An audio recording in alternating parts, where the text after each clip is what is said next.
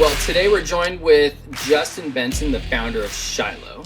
Thank you for What's taking the up? time to join me, sir. Good to see you again. All right, well, let's jump right in. So, what inspired you to start Shiloh? What was the problem you were originally trying to solve in real estate with this prop tech? Yeah, the original idea to solve for Shiloh was we had a really awesome team, the team leader, Levi Rogers, come to us about 2.5 years ago and say, hey, I can't figure out how to have clarity in the conversations that we're having as an organization. The larger we get, he's 350 agents out in San Antonio, one of the biggest teams that's out there. And he had 9 some odd sales managers and 300 agents, and he still had zero clue what his agents were saying on the phone.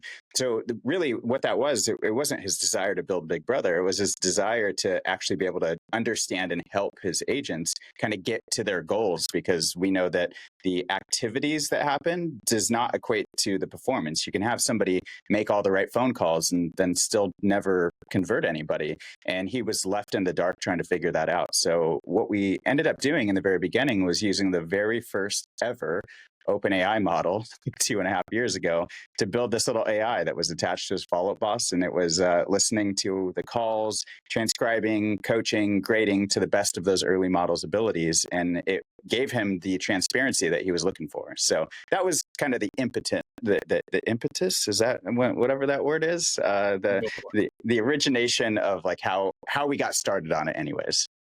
That's cool. It's always great, I think, when you're solving for a problem that actually exists Yeah, versus and I was a team trying to leader as solve well, something to right? solve something.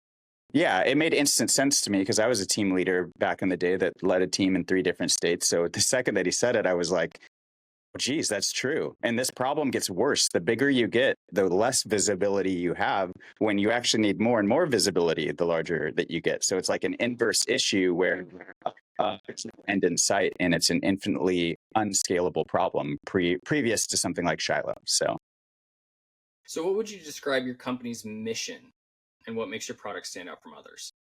Our mission, well, our true mission is getting the humans back to the human side of business, right? I'm a firm believer that all this AI stuff, we try to automate things that should not be automated, and that was true even before AI, right?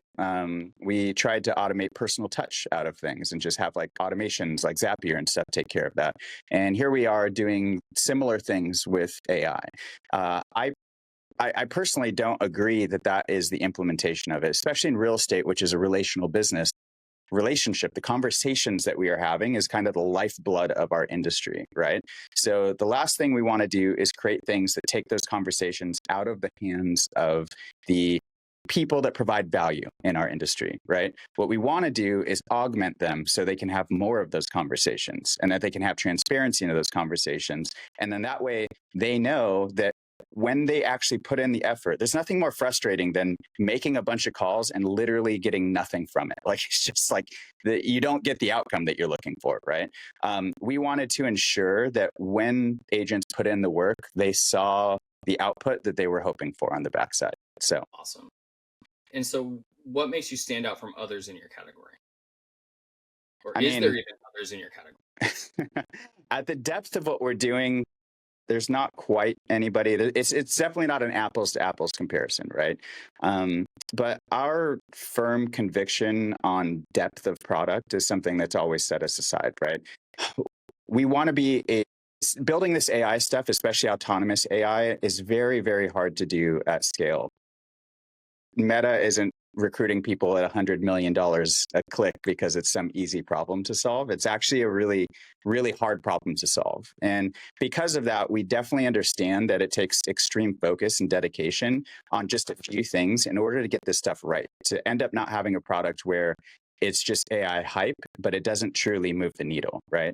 So what we've really focused in on, to put that in practical terms, is we have clarity and control of increasing call volume and appointment set rates, right? So what we have seen historically, us just really focusing in on that area, is that when teams use Shiloh, their call volume increases and their appointment set increases because we are gamifying quality of conversation, not quantity. And we realized that that was a really core aspect to what we were doing, right? So everything that we do revolves around bringing more and more clarity to that kind of how people were performing in said activity to increase that conversion rate, right? So we're not trying to focus on a lot, even the things, the products that we continue to build are all for that one thing, which is how do we make sure that when agents put in the work, they actually see the fruit on the backside of putting in that work. Yeah, that's great. So, in the most simplest terms, what does your product do and where does it fit within the real estate workflow?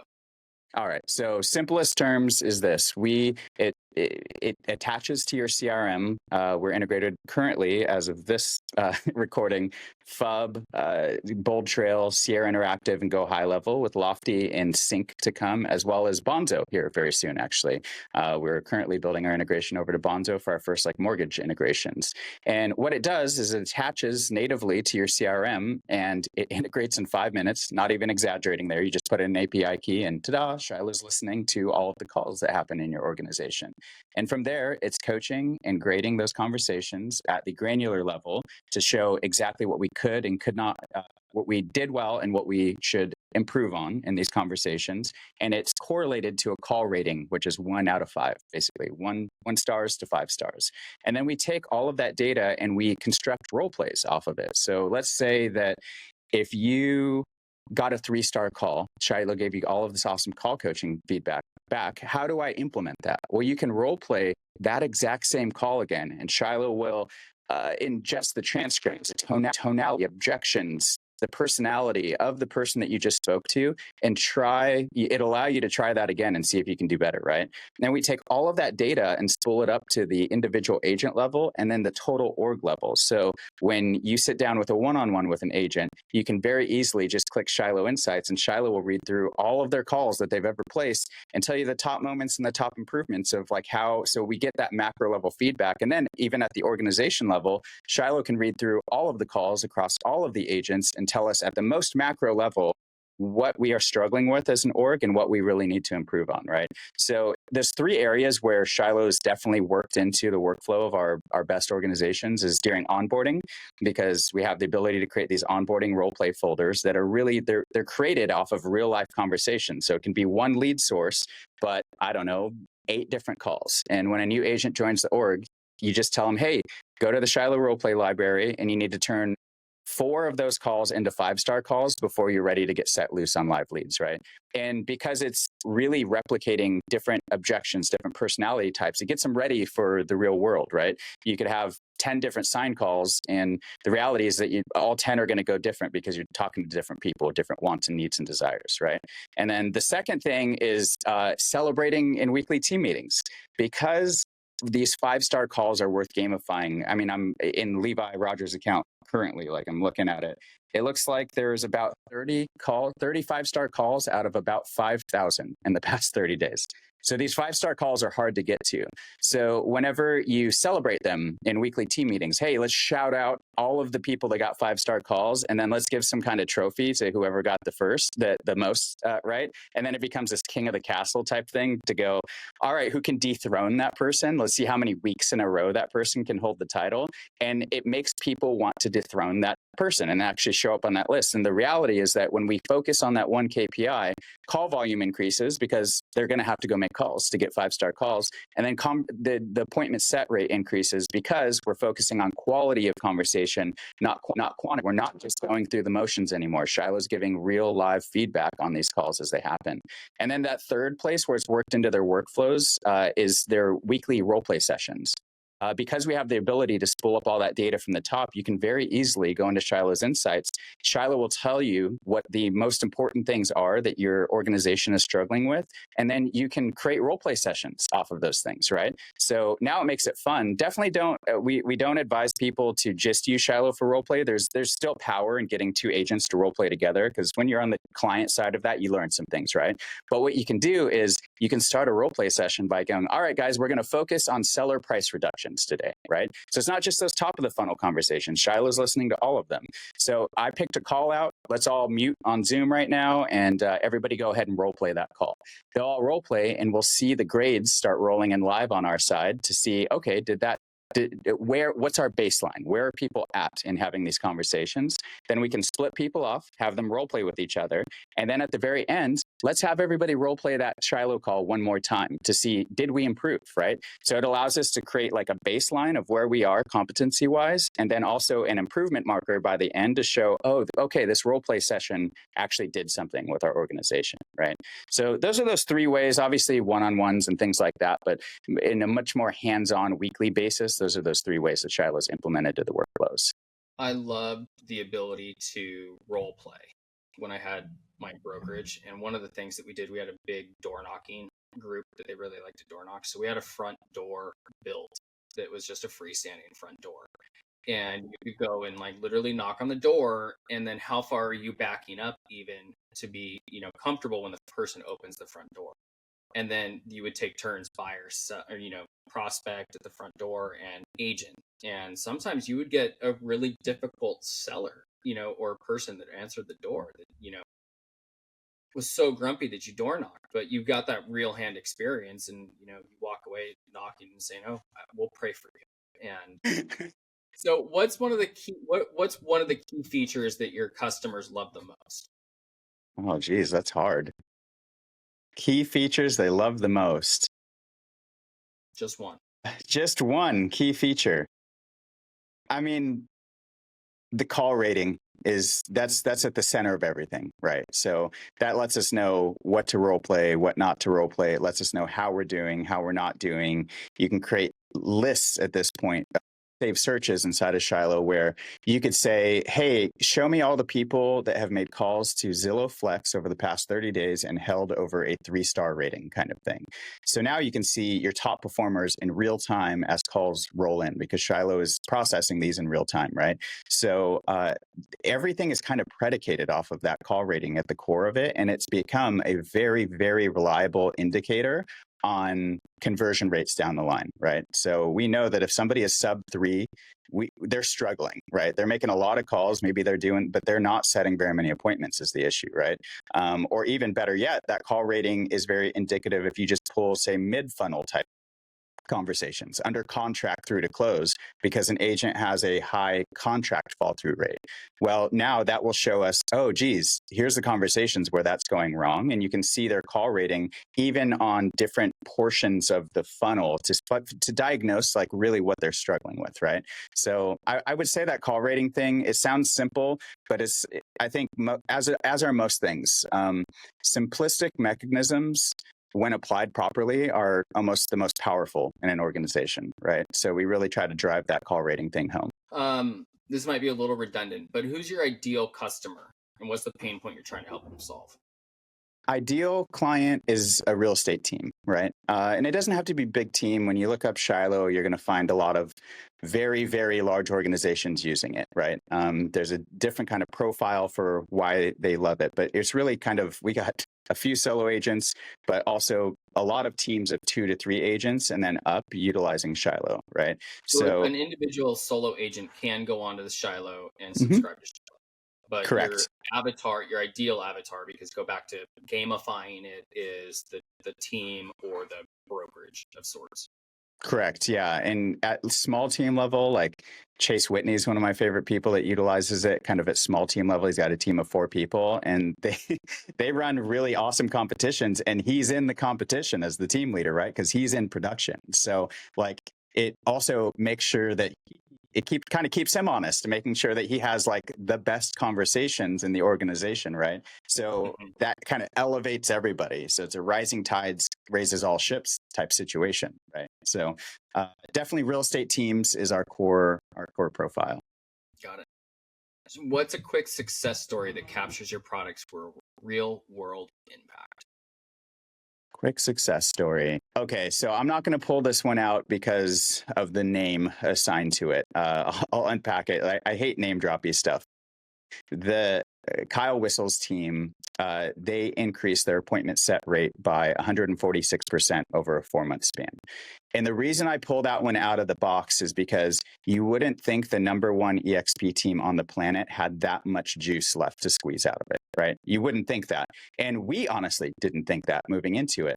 But they took it and they really adopted it. They crashed our roleplay server 2 times because they had more people at one time role playing with Shiloh than we thought an organization would ever have role playing at one exact same time frame. So they took it seriously. They put it very deep into their organization, and the fruits of it were like undeniable at that point, right? And then we traced that backwards through all of the rest of the teams, and we're like, oh my gosh, all of the organizations that got it implemented into their onboarding, weekly team meetings, and weekly role play sessions, they all increased by over a 6-month span, over 100% on their appointment set rate. This is wild, right? So we have a lot of data to prove that when used correctly, because again, Shiloh's, if you sign up expecting it to just like solve all your problems without any like work or effort on your part, then like that's never going to work, right?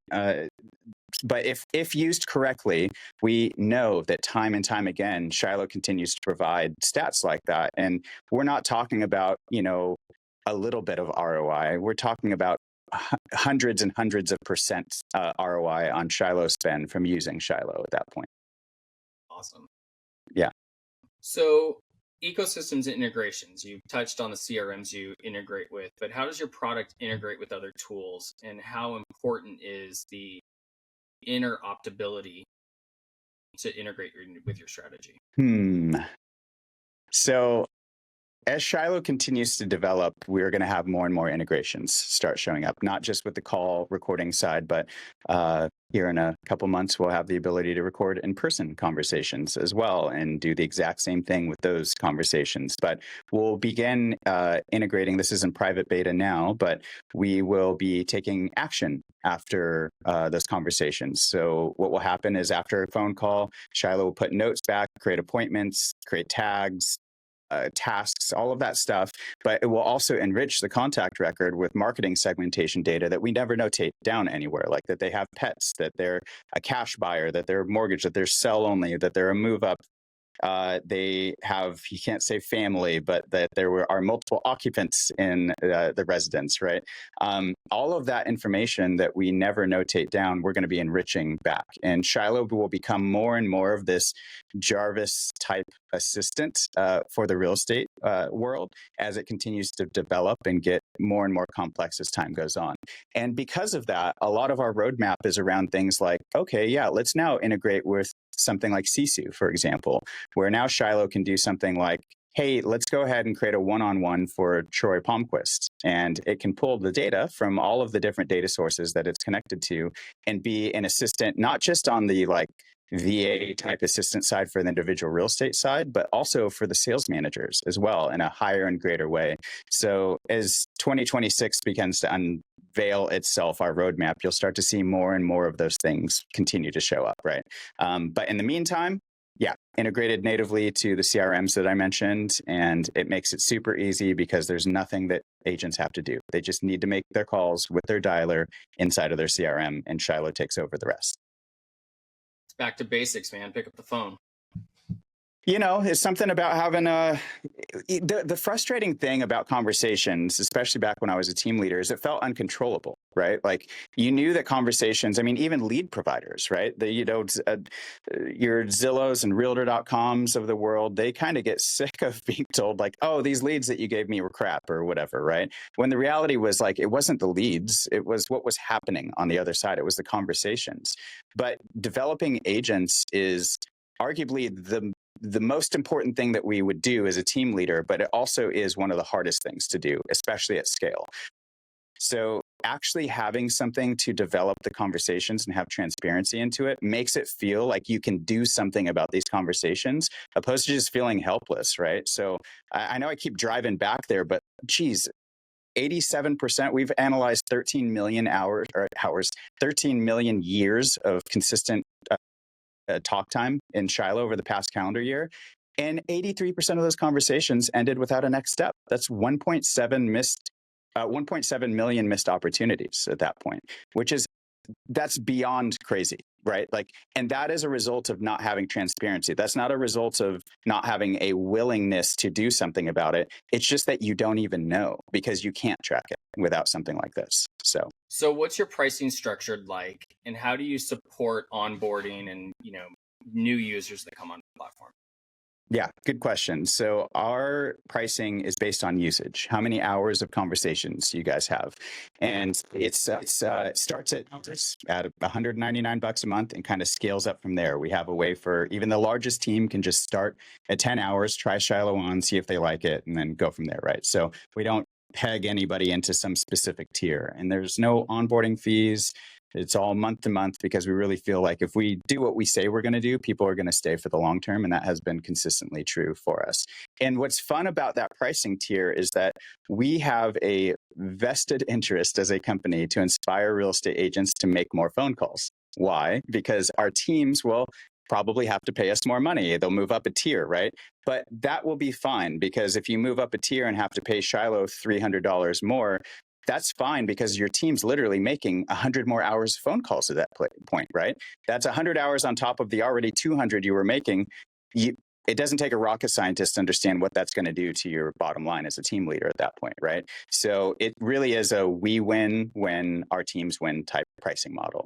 So I've heard you say in the past you're building Jarvis. So where do you see the company and the product evolving over the next 12 to 24 months? It's a tricky question building in the AI space, right? Because it's very OpenAI shows up with something and puts half of the startups out of business instantaneously, things like that, right?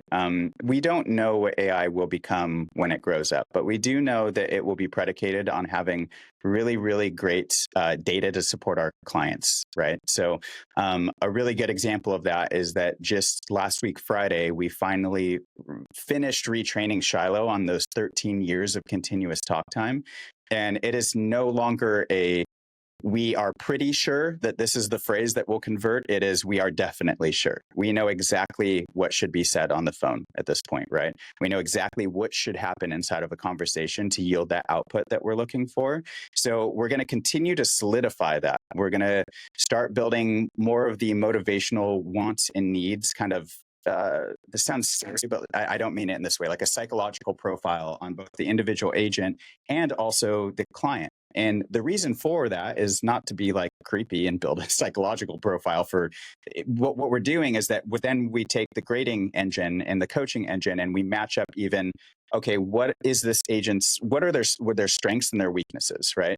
And then how do we give them the coaching feedback that would apply specifically to the wants and needs of that person that they are speaking to and the fears that they have and the objections that they're throwing. So as we continue to develop the product, the one thing that you can count on is that engine will continue to get more and more hyper specific to create very, very personalized insights on making sure that the performance output is what we want as real estate agents. And then, some of the other things is, we're going to build some assistant-like features. You can talk to Shiloh. You'll be able to say, hey, pull Troy up in the CRM. And when's the last time we talked to him? And could you change a stage to appointment set or whatever that looks like, right? Even though Shiloh will be changing those stages automatically. So that's probably a bad example. But I don't know. Create a note that I just remembered that I need to stop by tomorrow and drop off a present for his kid's birthday or something, right?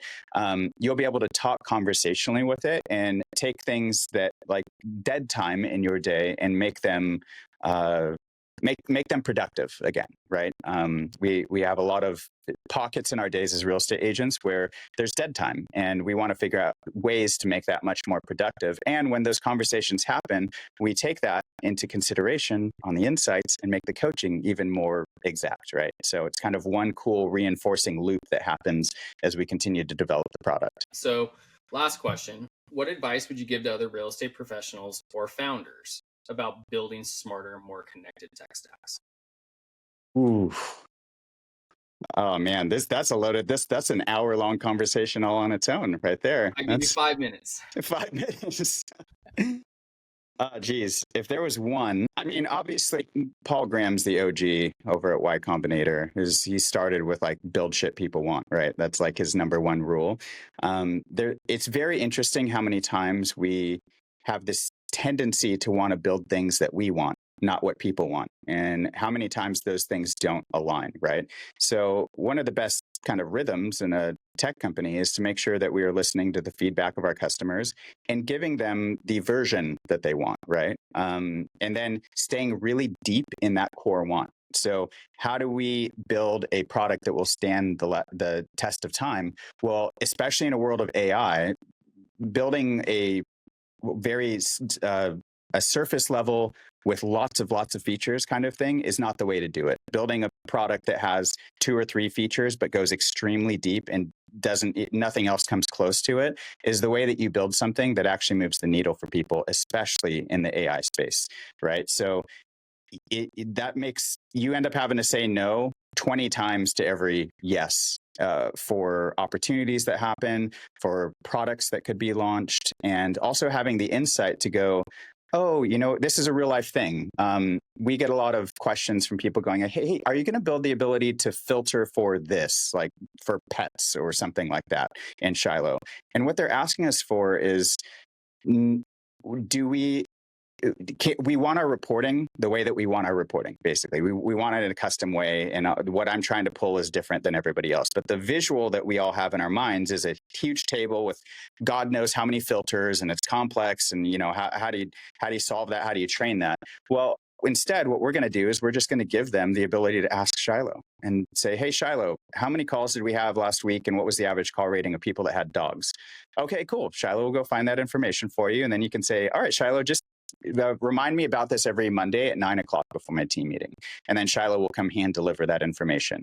That's a really good example of hearing what your clients want and then giving them a future-proofed version of what they actually need, right? Because if you spend all of your time building some complex table system, that will get outpaced by the coming age of AI that's coming, right? So you have to have this like future at the core of it. You hear what they need and you take that into consideration and you build that need, but in a way where you're going to help future-proof their business, right? So all of that revolves around depth of product. So Very good. All right. So thank you so much for all this information. yeah, dude. Now we're going to do the demo. So 10 minutes. If you need a little more time, go for it. But what is Shiloh and how do agents use The demo. Okay, let me pull up my screen here. Da, da, da. All right, we can all see my screen, right? Yeah, you're good on your side? it? Get on my side. All right, cool. All right, so when you see it gray out like that, what's happening is that there's a real live conversation that's being graded and added, right? So this dashboard here that you see refreshes live. So we've seen people do some really fun things with it, like have a call night and celebrate every time a 4 or 5-star call shows up, for example, right? So there's some really fun mechanics behind this, but at a glance, that gives us a lot of really great information, from appointments asked to how many were set and our top 5-star callers and our top average 5-star callers. And like I said, everything connects natively to your CRM. So this is connected to a FUB account. This is Levi Rogers. So your groups, stages, tags, sources, all of that information, it comes from FollowUp. You just do that the way you know how in FollowUp, and it'll refresh here in real time. And all of the rest of these filters that are here, well, it all gets generated by AI. So you don't have to worry about configuring anything. This does not take over your life for 3 months. It literally takes 30 minutes to get Shiloh connected and then just like dialed in the way you want it, right? So a lot of fun there, but the meat and potatoes is going to be over here. So let's pull some calls. I don't have demo data, by the way. I just try to pull the most recent conversations. There we go. Spoke with beginning a home search. Oh, this is a good one. So are face to face with one phone call at this point. This is as zoomed in as we can possibly get. And from here, what ends up happening is that Shiloh assigns a star rating. We have the summary, the stage that this contact was in at the time of the phone call, because the model's taking that into consideration. And then some outcomes here. So Shiloh's logging the outcomes automatically. So on this one, an appointment was not set. There was no ask for an appointment. A next step was created, and the next step was defined. We're also marking the difference between an undefined and defined next step. Defined means that there's a time and date for that next step to occur, opposed to an undefined next step, which is not good, which is, yeah, let's just check in next week sometime, right? Shiloh really wants to see defined next steps whenever this happens. And then there was a callback requested. Okay, sweet. Filler words, questions asked, monologues, talk to listen ratio, lots of really great information. But the meat and potatoes is on this side. So you can, here's the whole call transcript, and we allow you guys to put in custom keywords in the back end, literally anything. So words, names, acronyms, phrases. We got teams even tracking the phrase just checking in, because we don't want people to say things like that, because it will flag them on calls, and we spool the keyword concentration up to the individual agent level and then up to the org level, right? But what this does here is when these keywords get flagged, it gets us to those moments right away, right? So it makes it very easy to get to the data that we care about inside of the transcript. And then the call coaching, this is where Shiloh really starts to shine. This is where all of that feedback training of, I mean, it took 3 million hours of phone calls to initially train it in the first place. So we have a star rating. This is a 3 out of 5. And this call happened about an hour ago. So the model used on this one was a non-licensed ISA model. We have core sales. So we have like a licensed sales model, customer service, recruiting, a non-licensed ISA model, and a mortgage model, right? To be used in the varying circumstances. And then Shiloh's reasoning, like what did Shiloh see in this call that caused it to give a 3? But many times you'll read this and go, okay, cool, should ask more probing questions, should confirm contact information. And agent stat go, cool. Well, I don't know how that is my issue. And we unpack the how here in the agent coaching. So as you can see, this is a 3-star call. So you see +1, +1, +1. That equals 3. So these top moments will always add up to be whatever the call rating is at that time, right? To make it very clear, this is how you got your 3-star call in the first place. You captured core lead facts, you secured a defined next step, and you had a professional tone and basic rapport. Okay, sweet. However, we need to improve. And how do we get to a 5-star call? Well, you see +1, +1. If we add all of those together, that equals a 5, right? So now it's very clear how we could get to a 5-star call in this example. So obviously this is an ISA, and it looks like they didn't really dive any deeper into discovery. So we should have asked questions. So this is where Shiloh is very unique. We are not just going to tell them what went wrong. We're going to show them how to improve. Here's an example of how to improve. So practical script to use on the calls.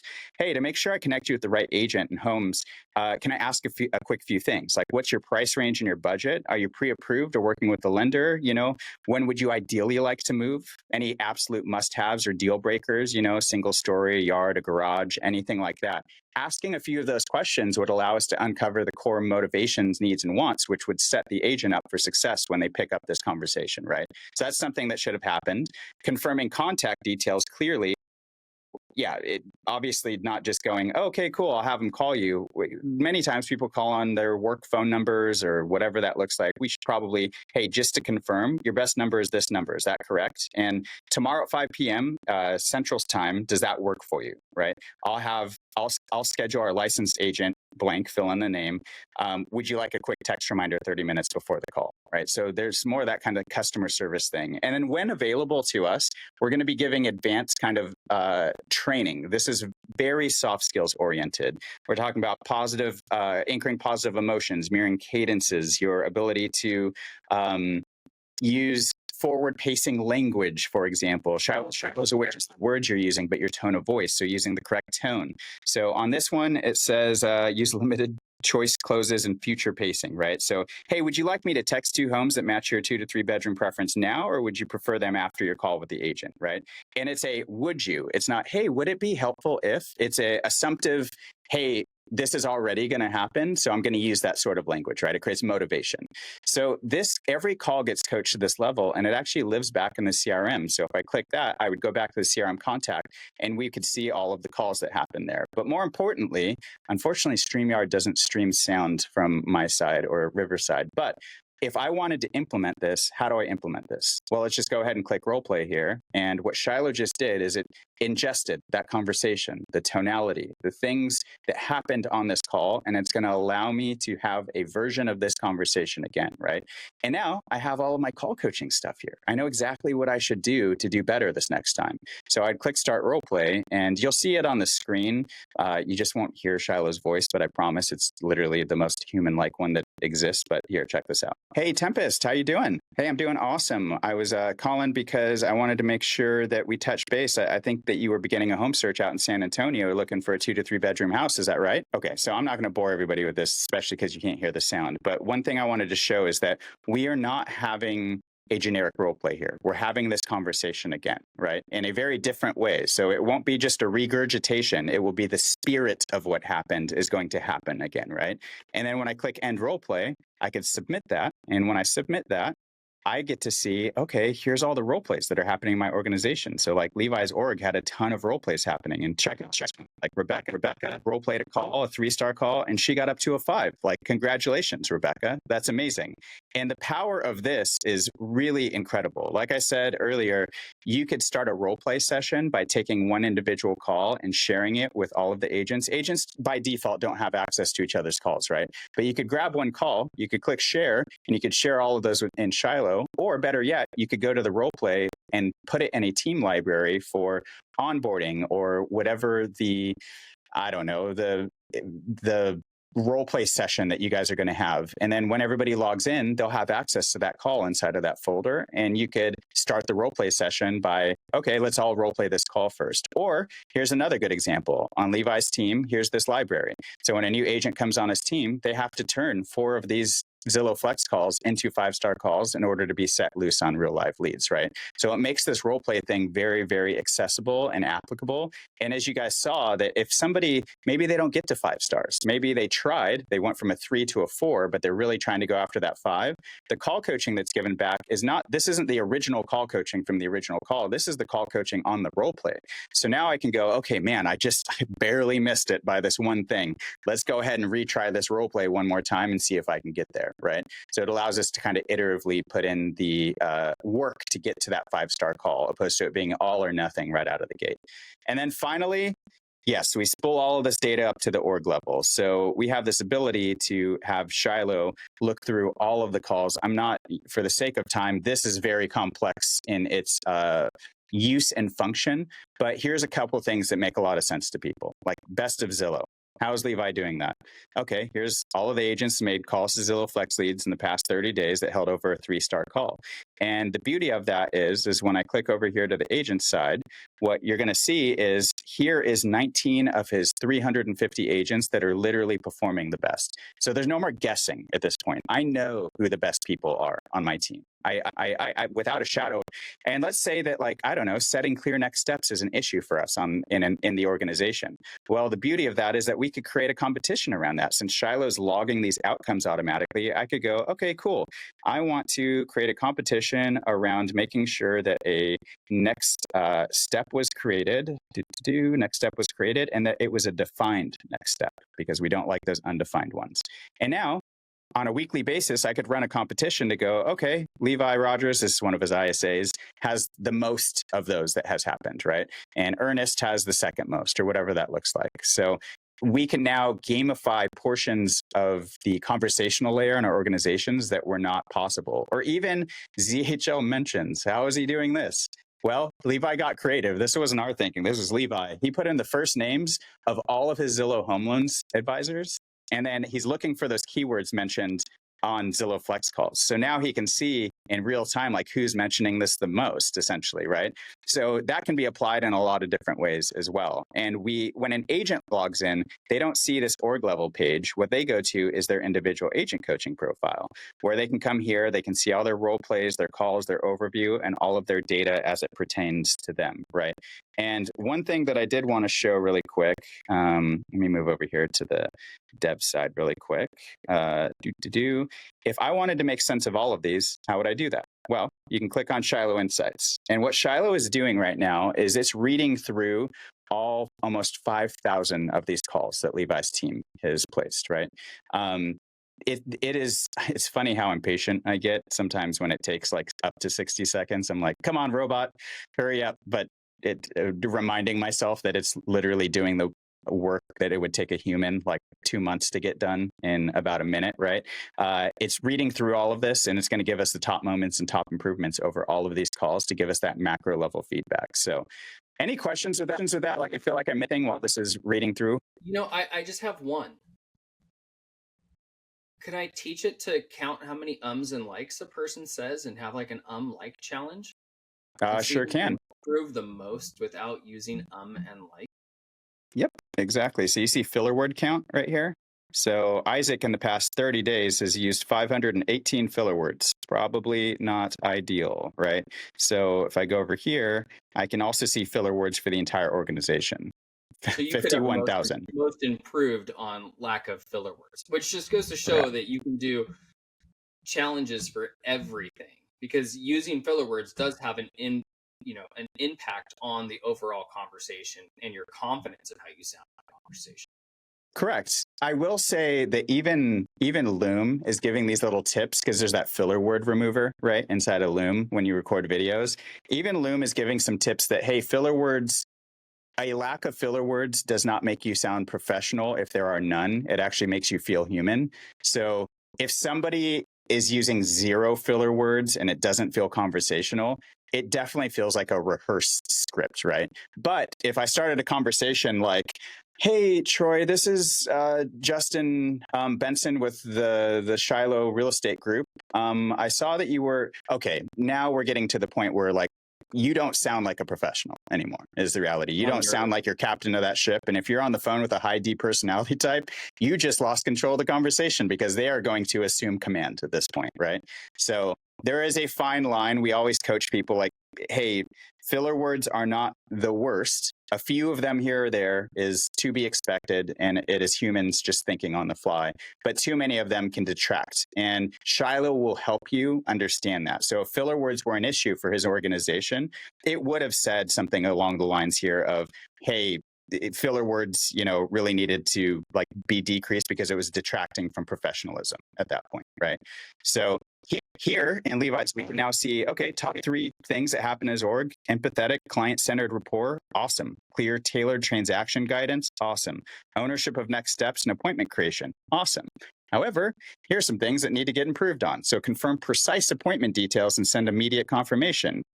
Deepen discovery needs, and then using some of the more like 2-choice scheduling and assumptive kind of language to increase momentum. So instead of just going, hey, so let's go ahead and schedule a time next week, sometime to look at homes, that gets people into this decision fatigue matrix. It makes it way better if I go, hey, I'm wide open Saturday and Sunday, both times at about 4 o'clock. Which day works best for you, right? So kind of that 2-choice appointment scheduling, and also saying things that are like much more, I touched on this earlier, but assumptive language helps a lot to create momentum in in a conversation, as long as you did a good job building rapport on the front end, right? So, well, man, great product. I love it. Thanks, man. Yeah, we're gonna keep on keeping on in the dev environment. I teased a little bit because the appointments tab was down there, which is one of the reasons I wanted to shift over there. If anybody's paying attention, they'll see that show up on the left-hand sidebar. So that is very, very close to being done. We're very excited about that because what happens in a listing appointment is thoroughly invisible. You have no idea what is happening in the listing. You also can't shadow somebody because they look like some rookie agent that needs to be babysat, and no one wants to list their house with that agent, right? So they come back and you're like, oh, why don't you think you got it? And like, well, I don't. Okay, here we are. And now we are practicing on very high value opportunities at that point, which we should not be practicing and guessing at those opportunities. So, yeah. Well, man, thank you for your time today. Yeah, thank you for having me, man. This is freaking awesome. I'm excited for what you got going on over there. I think that you're the right person to make it happen. So I'm excited for the value that you're going to add to the industry. Just, I don't know, creating clarity through all this technology stuff, because AI will increase the amount of technology that exists in the planet, just like how like Logic and GarageBand increased the amount of music that showed up on Spotify because it became easier to create music. But that made it the reason why I'm mentioning that is because there'll be more noise, right? But that doesn't mean that all of the stuff that gets created is good. It actually means that there's more garbage. Having a trusted source to be able to know, okay, this is a place where I can go to cut through the noise is so needed, and it's going to be more and more needed, man. So I'm pumped for it. Well, thank you, sir. All right. Sweet. Later.